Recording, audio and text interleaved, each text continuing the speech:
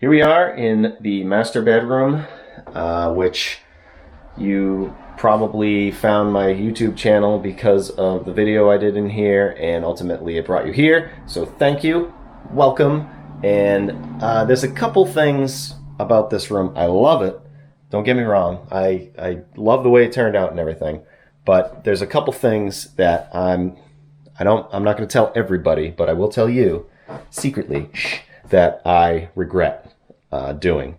And the biggest thing, which is the biggest thing in the room, is the built-ins. The way I built them. I love them, again, but the way I built them, I built them out of 2x4s, and I sheetrocked it, and I mudded it, and it was so much work.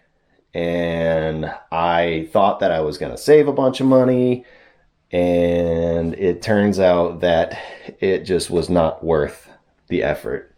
I was mudding and sanding forever. Besides that, if you look here, this is a 2x4 wall, so I lose, like I could have done this with 3/4 inch pine, and then the inside with plywood, and this would have been in another like 2 inches or so. So I would have gained 4 inches in the closet area. So I would have gained space, and it wouldn't have been as difficult. Might have been a little more expensive, but in hindsight, I think I should have done it.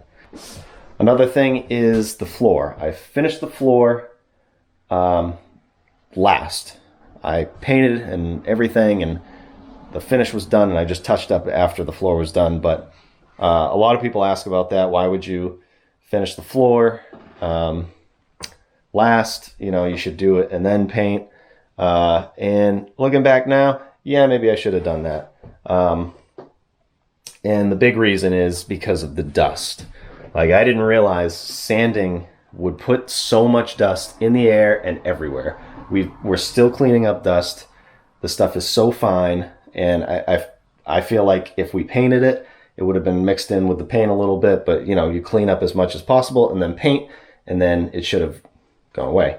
But now you can see, like, look at the door, and I don't know if you can tell this on camera, but this is like this was a pre-prime door. So there should be nothing bleeding through here, but this is like a bright white right here, and then this is like yellowish. So I feel like the dust sat there, and then maybe the humidity or something, and it's dyeing the paint. And it's the same with the built-ins, just spots, you know. But I would have done that differently. So that's another regret. Another thing is, and I've gotten comments about this too, is in the closet, the wire shelving. I did all this work.